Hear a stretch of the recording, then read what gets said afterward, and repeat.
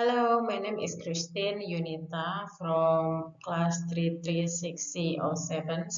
In here, I will trying to describe and answer about task for the project 2, final exams, apply linguistics. I will answering for two topics, which are understanding news uh, bias and promoting indigenous languages. For problem one or case number one, we have in here identifying bias in news reporting.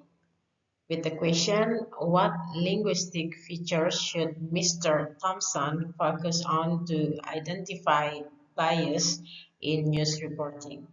Discuss at least three features and explain how they can contribute to biased reporting. Okay, in here, identifying bias in news reporting involves paying close attention to how language is used to shape perceptions and influence readers. Mr. Thompson can focus on several key linguistic features. The first one is for the word choice. Word choices, the specific words and phrases used in news article can subtly sway opinions for intents, describing someone as a freedom fighter versus a terrorist, can heavily influence whether readers sympathize with or condemn that individual. These word choices not only reflect the writer's viewpoint, but also shape how readers interpret the news. So basically, it's about how you um, can choose the right words when you, as a news anchor, you have to find a correct words to identify or to talk or to give the information to your audience, because for this example, we know people who can do suicides with the bombs, and then in here or normally we know them as a terrorist, but from their side they have or they tell us that they have right that they say, and also they have a faith that they are not terrorists. They do it and because of the religion. With I will not gonna mention what religion is because it's too I'm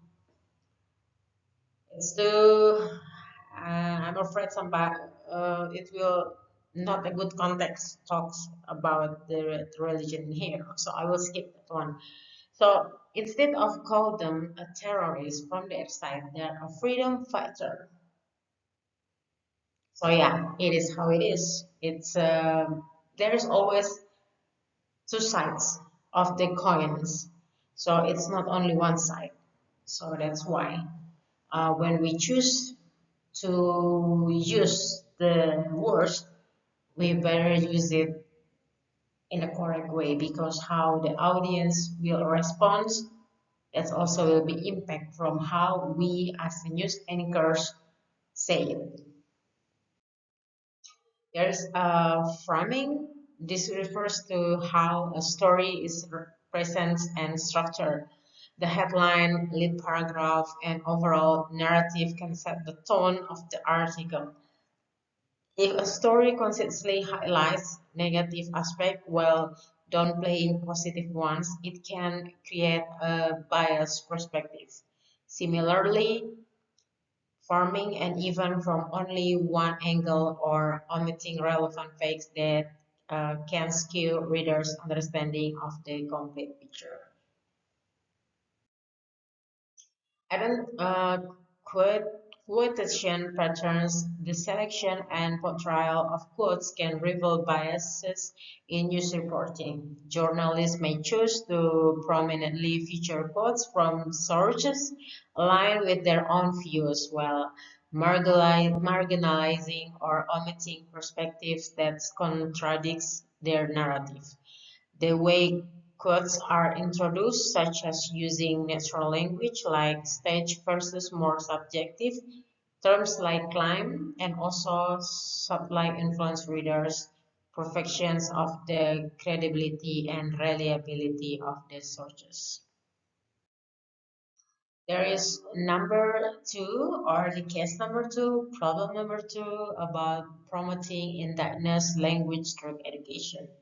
So with the question, how can the government promote the use and preservation of indigenous language through education? Preserving and promoting indigenous languages is crucial for maintaining cultural diversity and ensuring inclusive societal development. Here are some strategies that government can adopt. Bilingual education program. Implementing bilingual education initiative where both national language and indigenous language are used as a mediums of instruction. This approach not only helps students become a proficient in both language, but also validates the importance of indigenous language within education system. So basically, for the example in here, we are not only we are not only speaks Indonesian, but we also speak English, which are not only people nowadays who speaks, but some people from like um, boomers era, they also some of them also can speak English. But for the people who are living like in the overseas, no, in the countryside, that's the place that we are even have limited to the access to their place.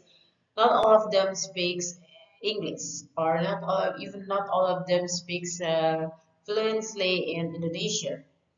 So that's why it's better in a point of view for school to have two languages, which Indonesian and also English, because nowadays we are living in a global.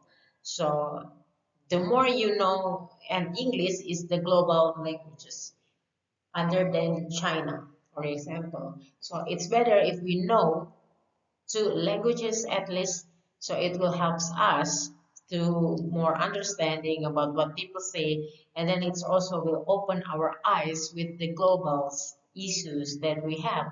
So the more you know something, the more you know, the more knowledge that you have, it's also will be good impact for you.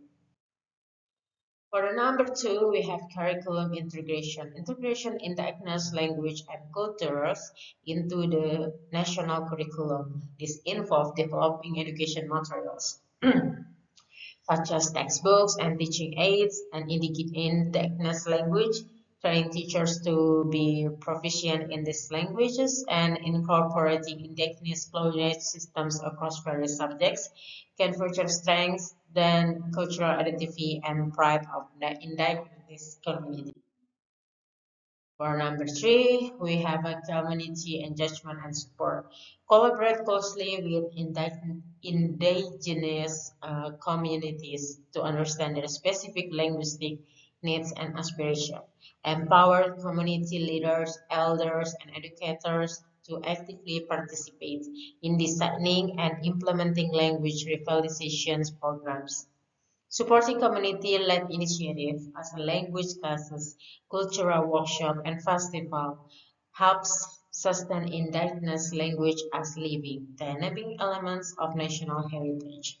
So the more community you have, the more people you know, the more people you see, the more um, sometimes I forget to say in English, it's the more connection that you have. So in community one, community B, C, D, there's a lot of different kind of people, and people who speaks more than two language, maybe three, four, or five. The more also you know the knowledge and information that you receive from them, and it's very good to have a knowledge exchange, which is it's also will be good for your how do you call it? I always forget that words. Um, oh my God, why do I always forget this words? It's a connection, the connection. So if you have a lot of connection, trust me, it will be better for you. So the more you are joined with the club festivals, especially with the language, the good impact will come to you. For the number three solution that we have in here is the digital and media platforms. Leverage digital technologies and media platforms to promote and preserve how do I can spell this one? Indigenous languages. Develop digital resource, mobile application, and online repositories of indigenous language material. Encourage the creation of indigenous language content in various media formats, including radio, television, and social media to reach broader audience and foster language use among younger generation. Because I think you believe for the younger generation, let's say Gen Z, with the Gen Z, if we have to compare with the millennials or even with the boomer, the Gen Z, they are more fluent in English because nowadays, with the education they have, they only not just learn English, but they also sometimes learn other language. So it's not just Indonesia. It's not just Indonesia, but they also speak English.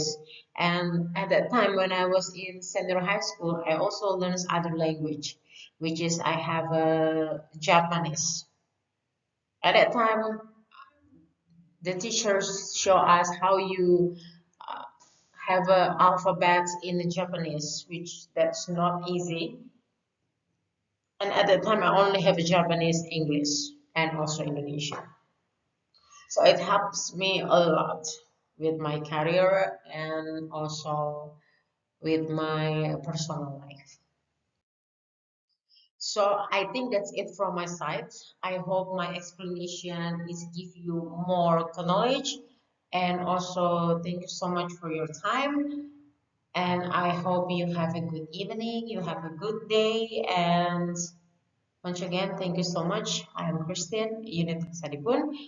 My name is 33210468, and I'm from class 336007. Thank you so much. Have a nice day. Bye.